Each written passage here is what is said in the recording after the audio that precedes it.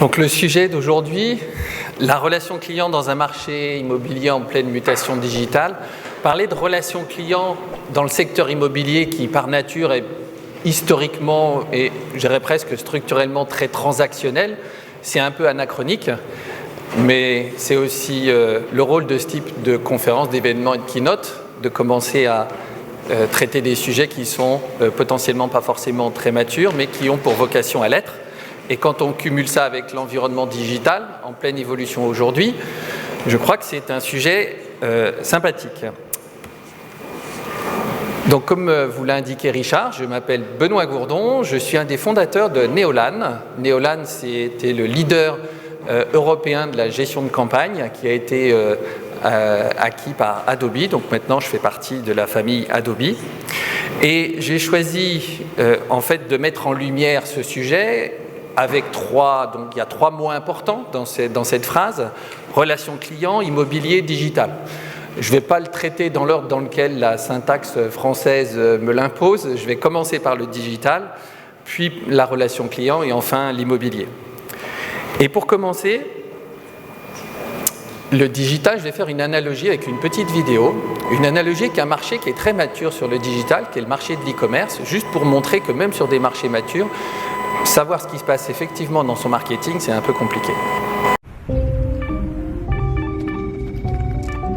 Peter, come take a look at this. Mr. Daniels. Look at this. What's this? The numbers, they keep getting bigger and bigger. The clicks are off the charts. Yeah. Yoshi, it's Walter. We're back. Yes, sir! Ay!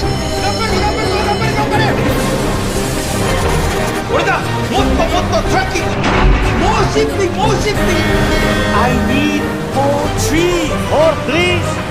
I'll get you more trees. Hey, take a look at wood pulp. Whoa. Everything you got on wood pulp right now.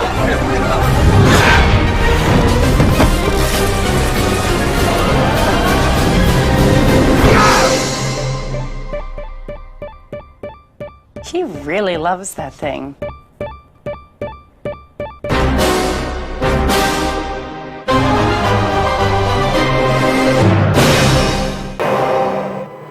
C'est comme tout, le digital, c'est une opportunité, c'est aussi un risque. On est là aussi pour saisir les opportunités. Le digital, on en parle beaucoup. Je l'ai matérialisé au travers d'une image qui représente une rue avec toutes les opportunités d'interaction qu'on peut avoir aujourd'hui dans un monde mixte, réel parce qu'on est dans une rue, et digital parce qu'on se déplace dans cette rue et que finalement on peut recevoir une notification sur sa montre, ce qui est une réalité aujourd'hui.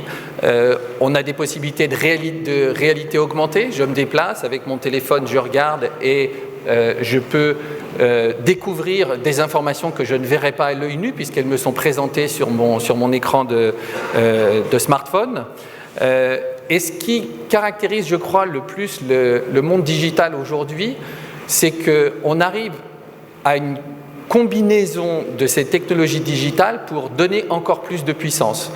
Donc, toutes les startups qui travaillent et qui nous proposent finalement des nouveautés, les Google Glass, Google n'est pas une startup, mais en tout cas des startups réutilisent justement cette technologie pour l'utiliser dans des business au quotidien.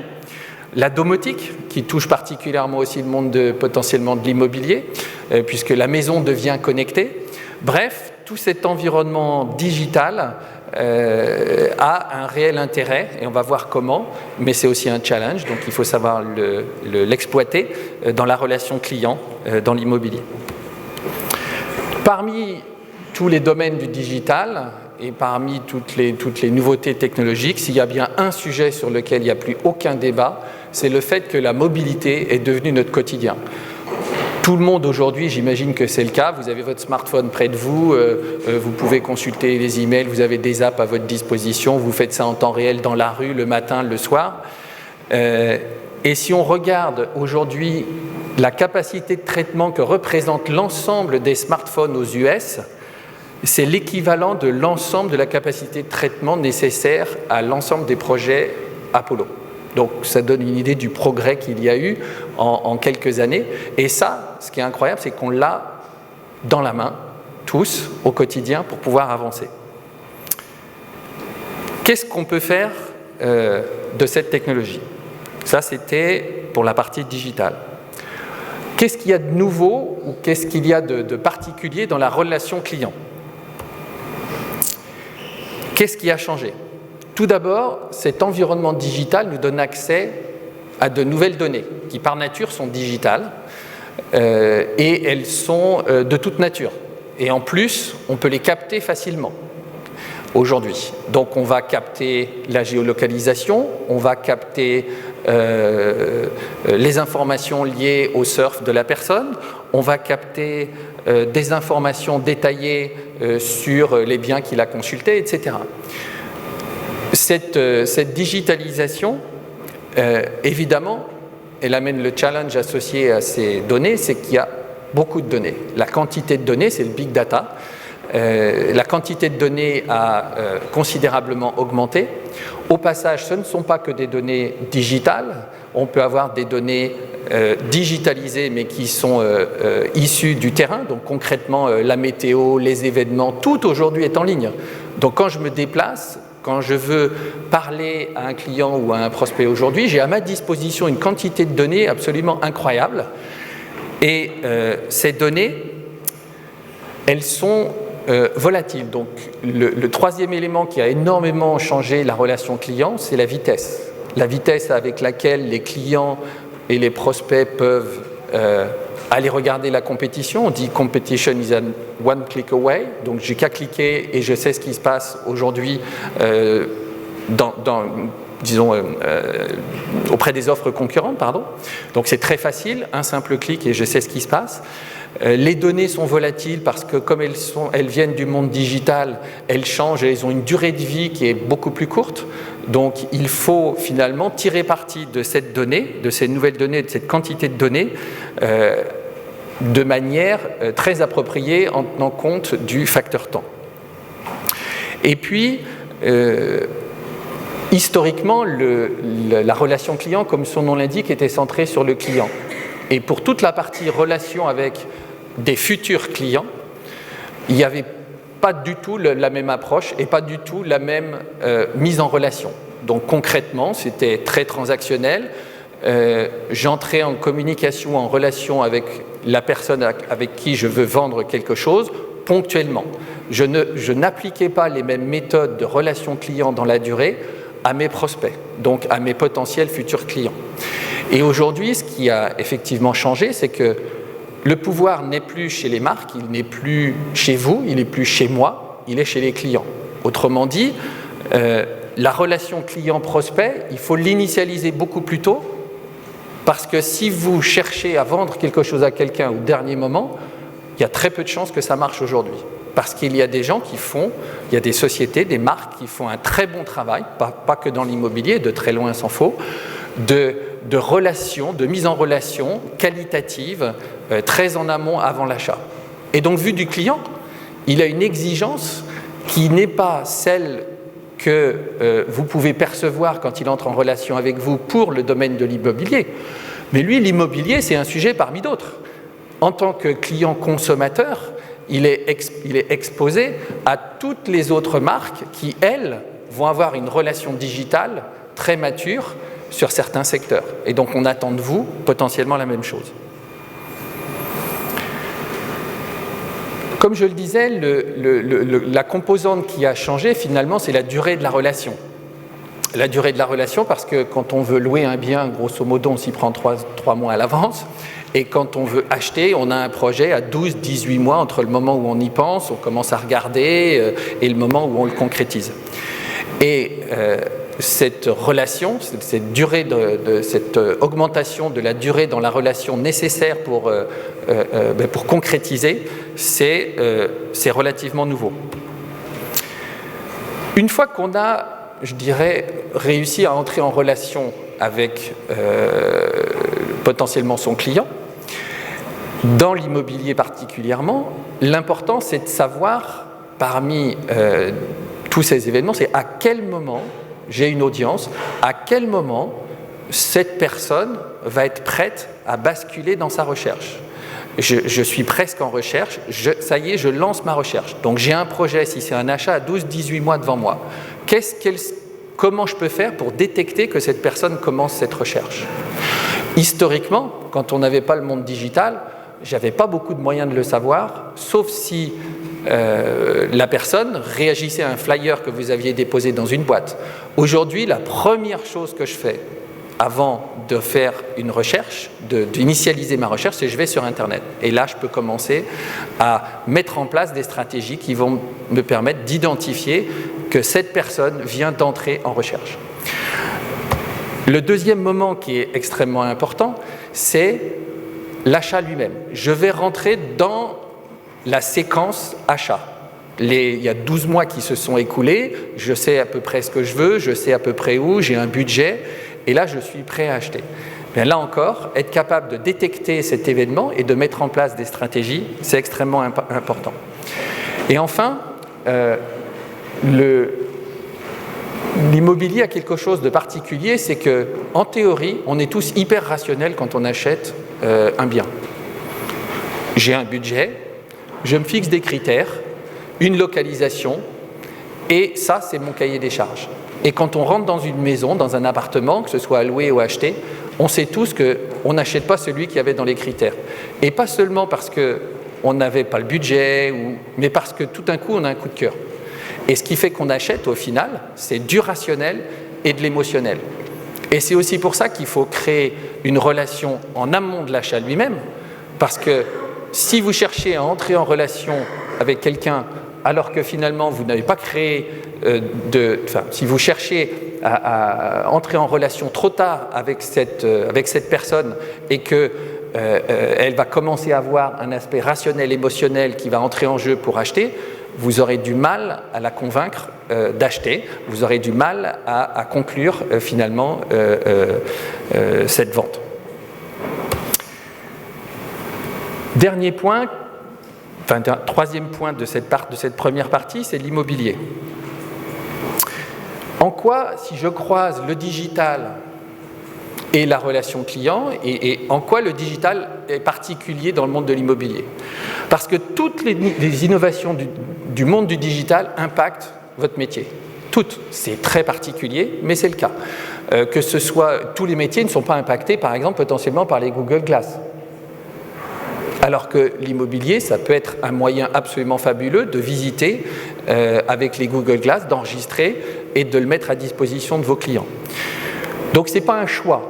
Et aujourd'hui, le monde digital est assez peu exploité d'un point de vue du CRM, donc de la relation client. Toutes les innovations, qu'elles viennent des nouveaux devices, donc aujourd'hui, plus personne ne conçoit de se promener sans son smartphone où on voit son iPad et on prend des photos, on filme, on fait tout ça aujourd'hui. Personne ne concevrait d'acheter sans aller se déplacer sur place en utilisant son smartphone pour se diriger, pour consulter en direct la localisation, etc. Le contexte, je citais tout à l'heure, aujourd'hui, d'un point de vue digital, on peut avoir la météo, on peut avoir accès à des événements, on peut avoir, etc. Donc j'ai un moyen finalement, et il y a des startups qui donnent accès à ces informations pour qu'on puisse facilement les traiter et les intégrer dans le processus de la relation client. Donc j'ai un moyen de tenir compte de la météo, potentiellement pour communiquer au moment de la phase critique de l'achat. Si je fais une visite, si je suis dans la phase critique du contexte, est-ce que je n'ai pas intérêt à conclure avant un événement local qui va se tenir parce que ça peut perturber ma vente, etc. Le besoin a changé, j'avais traité ce point un petit peu avant. Aujourd'hui, c'est le client qui dirige la relation et ce n'est pas la marque qui dirige la relation. Pendant longtemps, ça a été l'inverse. Donc la marque décidait quand elle communiquait, sur quel canal, pour dire quoi. Elle analysait les résultats, elle regardait, elle améliorait ses communications et ça suffisait. Aujourd'hui, la relation s'est complètement inversée. Et puis évidemment les canaux, parce que l'agence restera longtemps et pour toujours aussi un point de contact dans l'ensemble de la chaîne de la relation.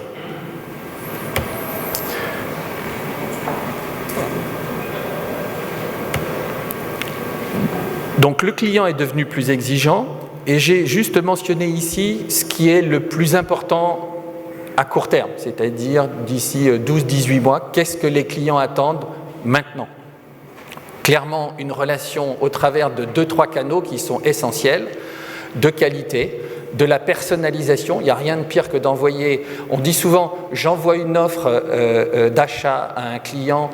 Bon, si on me sollicite pour un appareil photo alors que ça ne m'intéresse pas, c'est embêtant, mais ce n'est pas trop grave. L'impact d'une proposition inappropriée dans l'immobilier est beaucoup plus négatif. Il y a des études qui l'ont montré. Si on m'envoie des communications avec potentiellement des biens qui ne correspondent pas à mes souhaits, à mes attentes, à mes critères, je vais sortir de cette communication. Donc en fait, d'ores et déjà aujourd'hui, ce qui est une réalité, c'est d'utiliser le web, le mobile, le SMS, de faire du push sur les applications et de travailler sur des sites de qualité. Aux États-Unis, alors pour des raisons réglementaires, je ne suis pas sûr que ce soit possible en France, mais en tout cas, je vous cite cet exemple. J'étais à Boston, je me promenais à Cape Cod, qui est je dirais la Riviera de Boston. Il y a de très belles maisons. Et il y a une application qui vous donne en temps réel, quand vous vous déplacez, le prix des maisons, celles qui se sont vendues et celles qui sont en vente. Donc quand vous vous déplacez sur votre smartphone, vous savez exactement, vous avez une idée très précise des biens, de ce que vous pouvez espérer, en fonction de la localisation, etc. On peut imaginer demain, et il y a des startups qui travaillent sur ce sujet, j'ai vu un pré-projet de marier les technologies, comme je le disais. Finalement, ça c'est un peu de prospective, je marie l'affichage tête haute d'une voiture, vous savez, quand c'est une option où on affiche un certain nombre de choses sur le pare-brise, avec potentiellement des informations complémentaires. Pourquoi pas des informations liées à un bien, parce que vous vous êtes inscrit à un service et qui, quand vous visitez le quartier, c'est très localisé, c'est très pertinent, personnalisé, eh bien, vous affiche devant vous, sur votre pare-brise, les biens qui sont disponibles, par exemple. Toujours dans des notions de qualité, je ne sais pas si vous connaissez ce site, peut-être certains d'entre vous le connaissent, c'est un site anglais, je vous invite à y faire un petit tour. Il propose vraiment des services de qualité, les photos sont absolument superbes, mais aussi des services extrêmement pratiques, opérationnels et simples, comme celui-là. Ici, quand vous voulez sélectionner une zone géographique pour chercher un bien, vous cliquez sur la carte, vous entourez avec votre souris les rues ou le quartier qui vous intéresse et automatiquement, il va faire apparaître les biens qui sont disponibles. C'est juste pour montrer quelques exemples d'innovation qui, du point de vue du client, sont extrêmement pratiques. Imaginez, vous ouvrez Google Maps, vous entourez, ça vous montre les 3-4 maisons qui sont disponibles sur les rues qui vous intéressent. Ça, c'est du vrai service. Alors finalement, on voit que c'est quand même un sacré challenge de réussir à tirer parti de toutes ces technologies. Et avant de basculer sur la deuxième partie, sur le comment faire, là, encore une fois, la relation client dans la partie immobilier était plutôt transactionnelle et les clients attendent vraiment une relation beaucoup plus dans la durée. Alors comment faire ? Je ne peux pas décrire ici dans le détail un plan pour réussir à tirer parti du monde digital dans l'immobilier, évidemment. En revanche, j'ai choisi 2 axes qui s'organisent autour de la définition de ce que les anglo-saxons appellent le digital agenda. Donc définissez votre besoin, définissez votre stratégie digitale. Et pour le faire, utilisons un cas client, donc regardez ce que font vos pairs, discutez avec eux, et là je vais utiliser le cas seloger.com parce qu'ils sont venus témoigner sur scène et je pense qu'ils ont des choses intéressantes en cours et potentiellement aussi à mettre en place pour le futur. Et puis, quand on veut établir un plan, la première chose à faire, c'est aussi d'établir un état des lieux. Et il se trouve qu'on propose ce qu'on appelle une maturité, une enquête en ligne qui permet de déterminer la maturité et quelle est votre situation marketing par rapport à la concurrence.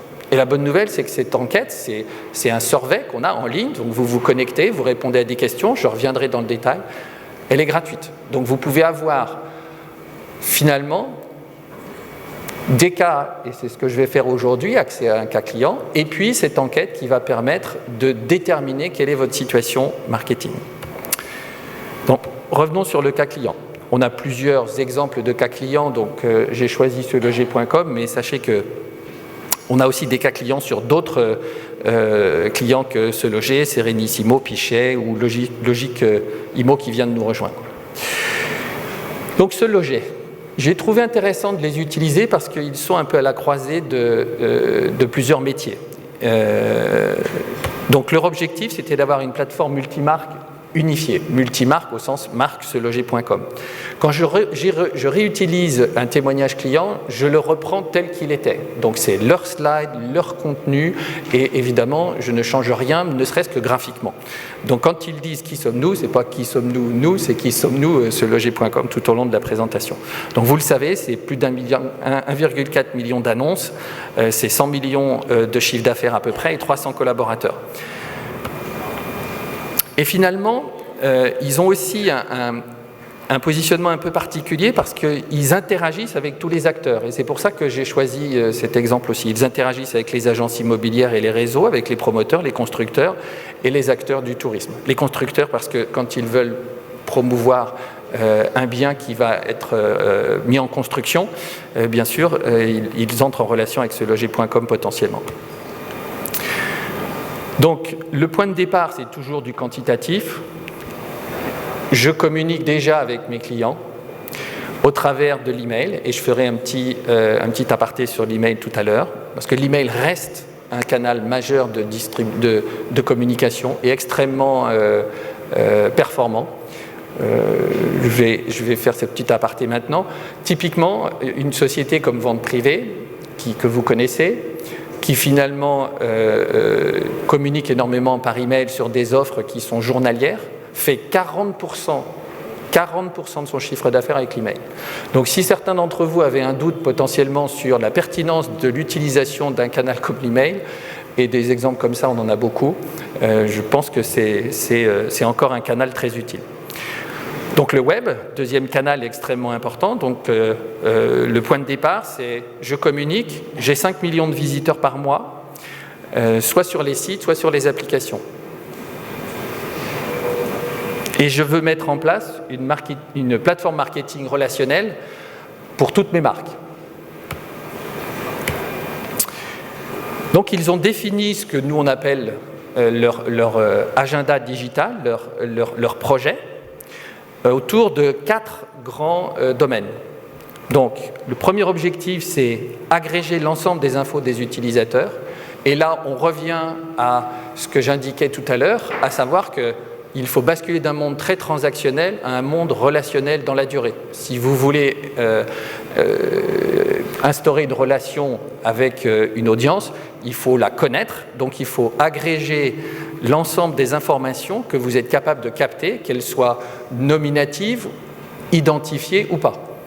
Entrer en relation avec quelqu'un, ça ne veut pas forcément dire que je vous connais. Je vous vois, nominativement, individuellement, je ne vous vois pas, mais si je ne vous connais pas de nom, je ne sais pas qui vous êtes, je n'ai pas encore d'informations pour vous, mais si vous revenez dans la salle demain et que j'ai un moyen de vous identifier, votre identifiant, si c'est vous encore demain, c'est le même identifiant, c'est déjà une relation.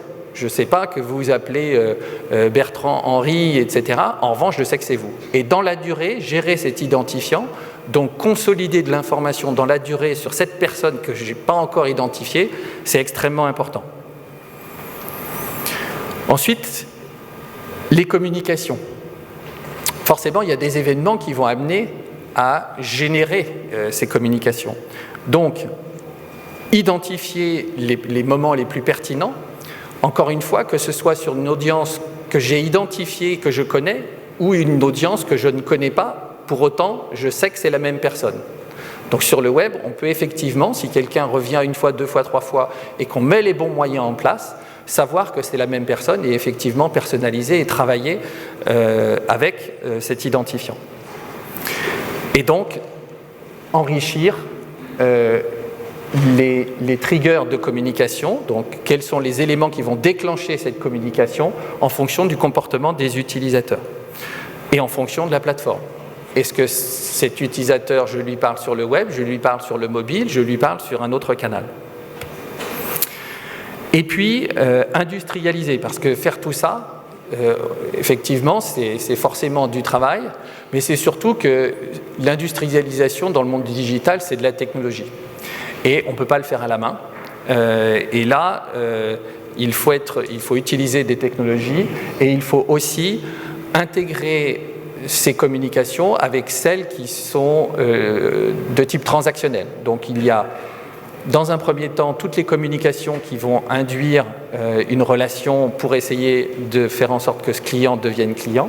Et puis, une fois que j'ai instauré cette communication, tous les messages de service, tous les messages transactionnels, s'ils sont intégrés dans cette communication, vont donner une vision unifiée de la communication. Et donc pas de désordre que l'on connaît parfois, où finalement je reçois un message marketing, je reçois un message transactionnel, et honnêtement, ils sont complètement contradictoires. On a tous connu ça, et ça, c'est pas une bonne relation. Et puis, bien sûr, agréger, personne ne part de zéro, vous ne nous avez pas attendu, vous avez déjà des solutions en place, donc quel que soit votre projet, il est extrêmement important de tenir compte de votre existant. Donc l'objectif, c'était de mettre en place une plateforme centralisée de gestion de campagne pour gérer les inscriptions aux newsletters, les alertes, les formulaires, etc.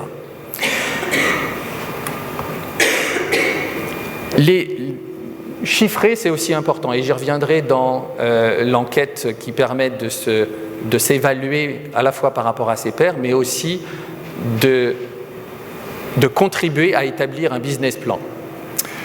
Donc chiffré, le projet avait été chiffré, la commercialisation des cibles, j'en attends 2 millions d'euros, je veux faire 110 millions d'euros à la fin de l'année, et je veux travailler sur l'enrichissement, la segmentation, le ciblage, donc travailler sur mes données. Aujourd'hui, ce loger.com travaille sur un projet qui consiste à consolider les données de surf, de les identifier et de les rattacher à un identifiant et de scorer, effectivement, d'utiliser ces données pour scorer la personne, pour être encore plus performant dans la communication. Donc ici, un processus qui est de commercialisation qui est parfaitement bien décrit. Une méthodologie, je sais, c'est un peu tarte à la crème. Pour autant, on ne peut pas réussir un projet sans que les 3-4 services qui vont être impliqués soient vraiment solidaires. C'est une évidence, pour autant il y a encore trop souvent un marketing qui travaille tout seul, un projet qui est trop IT et qui finalement ne se sentent pas assez sur vraiment le sujet qui est établir une relation client et mettre en place un système qui permette de le gérer, c'est-à-dire une technologie. Et puis, une vraie démarche projet. Et j'ai réutilisé ce slide parce que je voudrais partager avec vous une expérience, un peu d'expérience qu'on a vécue au travers de nos clients. La définition de l'eau ambitieux, mais raisonnable à la fois. Et je crois que le vrai challenge dans un projet, c'est de savoir où est-ce qu'on met le curseur. Donc, jusqu'où je suis prêt à aller pour tirer parti du digital, de l'innovation? Est-ce que mon positionnement, c'est d'être tout de suite sur les nouvelles technologies parce que je veux que mes clients perçoivent que je suis innovant, parce que je vends plutôt des biens haut de gamme? Bref, c'est extrêmement important. Quand vous vous définissez votre agenda et vous dites finalement, voilà le début, voilà la fin, il y a 5 étapes et je vais le dérouler sur 12-18 mois par exemple, prenez la première et enlevez-la. Il y a de grandes chances que ce que vous avez prévu de faire au début ne soit pas assez avancé pour apporter de la valeur à votre client. Très souvent, la première étape qu'on définit dans la relation client, c'est celle qu'on peut se permettre. ce n'est pas celle que le client attend. C'est vrai particulièrement dans l'immobilier où la technologie, comme on l'a vu, le digital est très important. Donc, définissez ce que vous voulez faire et sautez la première étape. Il y a 9 chances sur 10 qu'elle n'apporte pas assez de valeur à votre client. Voilà quels étaient aussi les enjeux de volume. Donc, c'est quand même pas rien. 60 millions d'emails par mois, 110 millions à fin 2013. Et puis, des messages transactionnels aussi, qui représentent, je crois, 70 ou 80% du total. Voilà. Des exemples d'alerting avec des messages très personnalisés qui tiennent compte du contexte de la personne, à la fois du surf, à la fois de toutes les informations que seloger.com a pu consolider dans sa base CRM. Et puis, quand même déjà, 4 canaux utilisés, ce qui objectivement est quand même très bien. Donc l'email, le web, le mobile, les social media. Donc voilà pour seloger.com. Donc le premier point, c'est regardons ce que font des sociétés qui sont plutôt digitales, parce que seloger.com par nature est sur le web.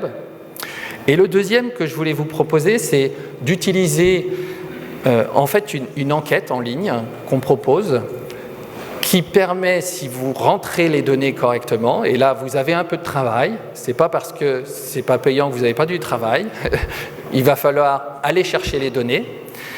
Et en fait, cette enquête, elle permet de déterminer votre maturité marketing. Où est-ce que vous en êtes, vous par rapport à vos pairs, et vous par rapport à d'autres marchés, d'autres industries. Tout à l'heure, la vidéo, c'était « Est-ce que vous savez ce qui se passe dans votre marketing ?» Ici, c'est d'identifier finalement vos forces et vos potentielles faiblesses pour essayer de les compenser et de mettre un plan en toute connaissance. Donc ça veut dire quoi ? Qu'est-ce que vous y gagnez à faire cette enquête, à passer un peu de temps pour consolider des données chez vous et ensuite les rentrer dans ce portail web. Tout d'abord, vous vous rendrez compte qu'il y a une partie des informations que vous n'avez pas. Et se poser pour aller chercher des informations sur le nombre de pages vues, sur le nombre de clients actifs, sur le nombre de prospects, sur le délai entre le moment où je rencontre sous quelque forme que ce soit, pour la première fois mon prospect et celui où il transforme effectivement, vous n'aurez pas toutes ces informations. Mais juste faire le travail d'aller tout au long de ce process, c'est déjà extrêmement bénéfique parce que ce qu'on vous propose, c'est une méthode très structurée. Donc ça vous permettra d'identifier vos forces et vos faiblesses et des benchmarks par rapport à votre environnement. Donc il y a 3 domaines. Les personnes, les process, les produits. Et comment ça marche ? C'est extrêmement simple. Il y a un site web, vous vous connectez et vous répondez à des questions. Des questions qui nécessitent un peu de travail de votre part, encore une fois. Ce serait trop facile sinon. Et en retour, vous allez obtenir des tableaux de bord assez détaillés, domaine par domaine. Donc, vous avez 4 domaines initiaux, plus 3 autres, ça fait 7. Donc on a découpé le monde du digital en 7 domaines. À chaque fois, le chiffre 44, 35, c'est le nombre de questions. Et ça vous donne accès à un tableau de bord des résultats analysés avec comparaison de vos pairs. Donc, vous voyez, en bas à droite, vous avez des petites flèches bleues et jaunes. Ça vous donne votre position par rapport à la moyenne du marché ou à la moyenne des concurrents. Avec des graphes sur... Bon, là, j'ai pris un exemple sur les pages vues et les visites, donc vous saurez à peu près où vous vous situez. Et puis, ça vous donne accès aussi à des case studies, des use cases.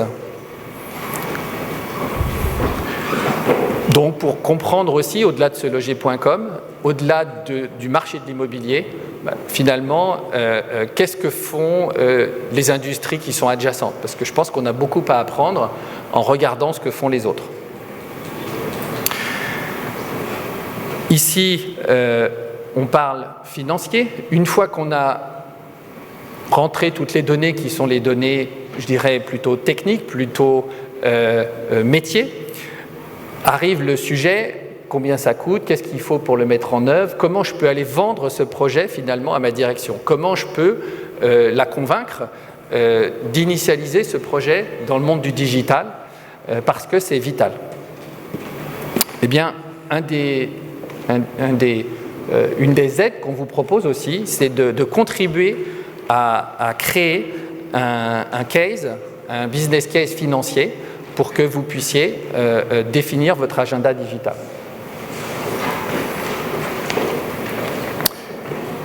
Voilà, j'ai fait un panel en 35-40 minutes, donc plusieurs choses en synthèse.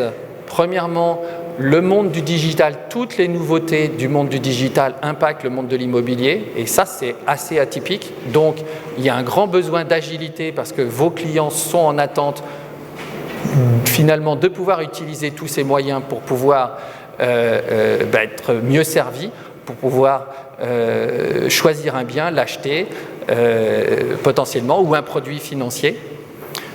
Et deuxièmement, voilà, vous avez un moyen, si vous m'envoyez un email gourdon@adobe.com, je vous renverrai le lien et tous les liens pour que vous puissiez faire cette enquête et que vous puissiez vous mesurer et potentiellement préparer un plan. Voilà. Merci.